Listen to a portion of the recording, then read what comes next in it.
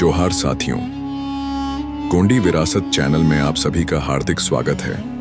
आज हम एक ऐसे महान व्यक्तित्व की बात करने जा रहे हैं जिनके दूरदर्शी विचारों और असाधारण कार्यों ने कोया वंशियों के जीवन को एक नई दिशा दी। हम बात कर रहे हैं पहांदी पारी कुपार लिंगों की। कोया पुणेगी कथा सारों, पुणेमी गीतों और लोक गीतों में कुपार लिंगों के बचपन के बारे में ज्यादा जानकारी नहीं मिलती, लेकिन जो मिलता है वो बताता है कि वह बचपन से ही असाधारण बौद्धिक शक्ति के धनी थे। किसी भी बात को उन्हें दो बार समझाने की जरूरत नहीं होती थी। सोचिए कितनी तीव्र बुद्धि थी उनकी। उस समय के रीति रिवाजों के अनुसार उनकी पढ़ाई लिखाई की व्यवस्था राजमहल में ही की गई। कोयला मोदी भूमिका उन्हें पढ़ाया करते थे। बहुत कम उम्र में ही उन्होंने सभी प्रकार का ज्ञान ग्रहण कर लिया था। एक राजकुमार को जिस प्रकार के प्रशिक्षण की आवश्यकता होती है वह उन्हें बखूबी प्रदान किया गया। और दिलचस्प बात यह है कि बाल्यावस्था से ही वह अपने पिताजी के कामकाज में हाथ बटाने लगे थे। यह उनकी दूरदर्शिता और जिम्मेदारी की भावना को दर्शाता है। पुणेम कथा सारों के अनुसार पुलशीव का गणराज्य बहुत ही छोटा था।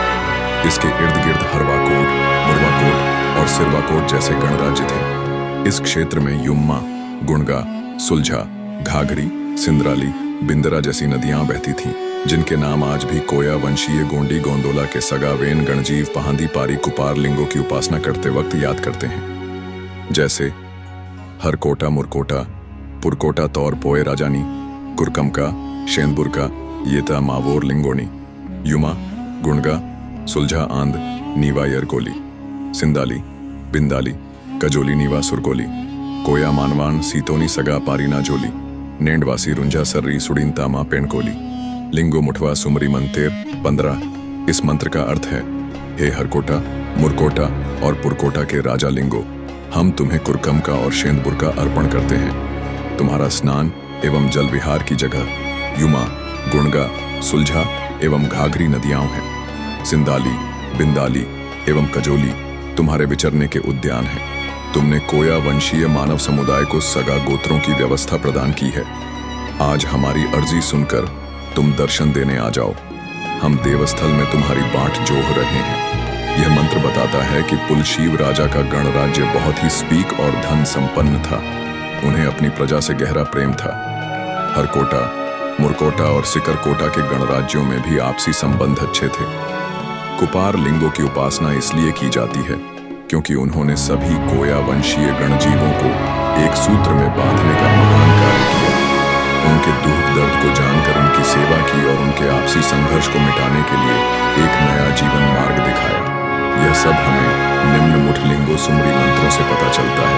बगरे माताल कोया, भीड़ी तुम दोयताना, अड़की पिड़की ते साए जीबाना, सेवा कियाना, कैजा कुईजी के गणकुन कमे के कियाना, सगा बिडारता सर्दी बिसी संगे ताकीना, गोंडी पुणे मता सारिमा माकुन सीतोनी, ओ मापोर लिंगो नेंडीमा बेगा हत्तोनी, वासी रुंझा, मुठ लिंगो सुमरी मंतेर 16। इसका अर्थ है, कोयमूरी द्वीप में अस्त व्यस्त बिखरे हुए कोया वंशियों को एक सूत्र में अनुबंधित करने वाले, रोग से पीड़ित जीवों की सेवा करने वाले, आपस में संघर्ष करने वाले गण प्रमुखों को शांति से जीने हेतु सगा सामाजिक मार्ग से चलने का मार्गदर्शन करने वाले लिंगो, आज तुम कहां चले गए हो?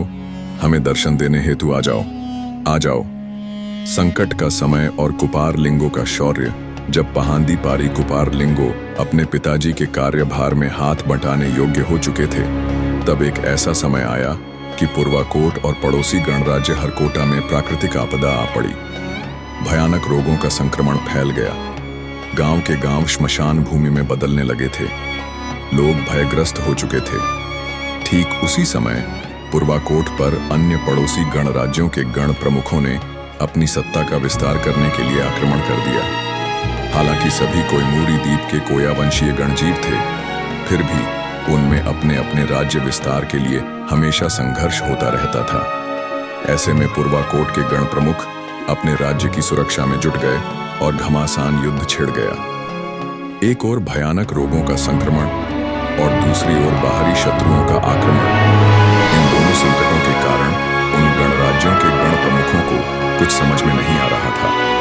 अंत में तीनों सुरक्षा करने का निर्णय लिया। पुलशीव के पुत्र कुपार उस वक्त मात्र 15 वर्ष के थे, लेकिन युद्ध अभ्यास में बहुत प्रवीण थे। राजा पुलशीव को अपने पुत्र की योग्यता पर पूरा भरोसा था, इसलिए उन्होंने कुपार को ही सेना का संचालन करने के लिए नियुक्त किया।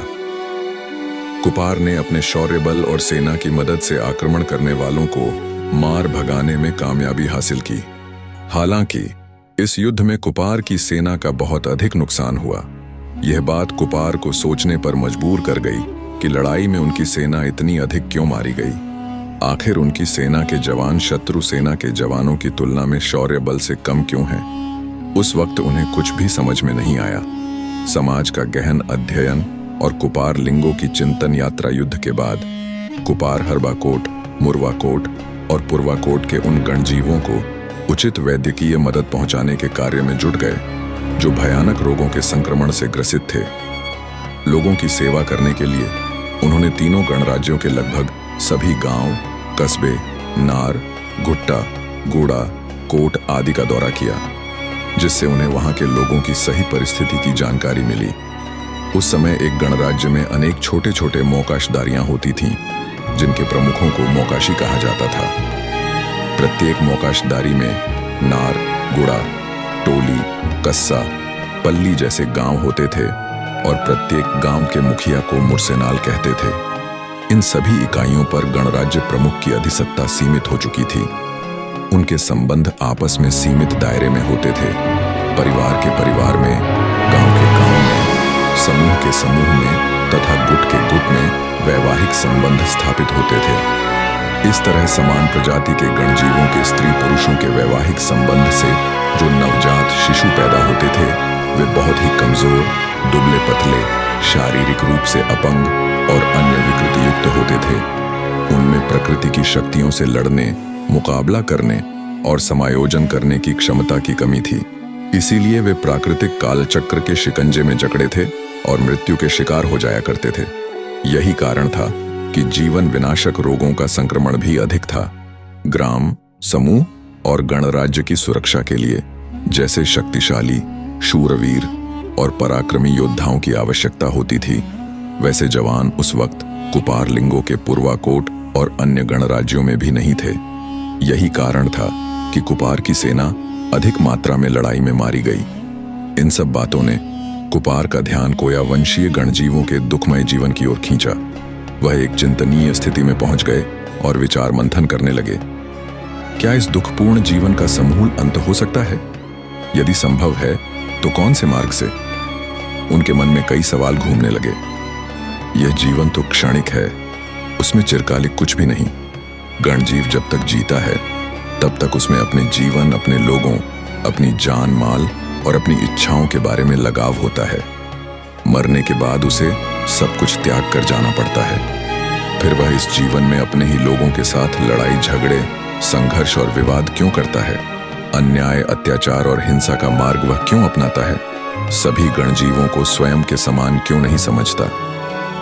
वह बहुत ही विलक्षण और तीव्र बुद्धि के स्वामी थे, इसलिए उनकी समझ में आ गया कि गण प्रमुख न्याय देने, प्रशासन चलाने और गणराज्य की सुरक्षा करने में कामयाब हो सकता है, किंतु गणजीवों की सामाजिक, धार्मिक और नैतिक समस्याओं को सुलझाने में कभी कामयाब नहीं हो सकता। उसके लिए सामाजिक रीति रिवाज, धार्मिक नीति नियम और नैतिक बंधनों की आवश्यकता होती है। उस समय गणराज्यों की इकाइयों में आपसी तालमेल नहीं था, कोई सुनियोजित सामाजिक व्यवस्था नहीं थी, सभी के लिए लागू हों ऐसे नीति नियमों का अभाव था।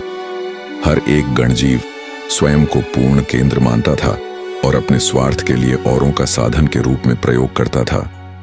कोई भी किसी के भी लड़की से अपना शारीरिक संबंध स्थापित किया करता था। ऐसी अनिर्बंध समाज व्यवस्था में अवांछनीय प्रकार घटित हो जाने पर लोग न्याय मांगने जाते थे, लेकिन सबको न्याय नहीं मिलता था। इससे उनमें आपसी संबंध अच्छे नहीं थे। संपूर्ण कोया वंशीय गणजीवों में अनियमितता और अनैतिकता का साम्राज्य फैला हुआ था। सभी लोग दुख से पीड़ित नजर आते थे। उनमें एक दूसरे के प्रति, एक दूसरे परिवार के प्रति, एक दूसरे गुटों के प्रति, समूहों के प्रति, गांवों के प्रति, मौकाशदारियों के प्रति, और एक दूसरे गणराज्यों के प्रति अपनत्व, प्रेम भाव, बंधु भाव और सहकार्य की भावना का अभाव था। अपने जरूरतों की पूर्ति के लिए वे दूसरों को दुख पहुंचाने से भी नहीं हिचकिचाते थे। इस वीडियो में बस इतना ही, मिलते हैं दूसरे अध्ययन में।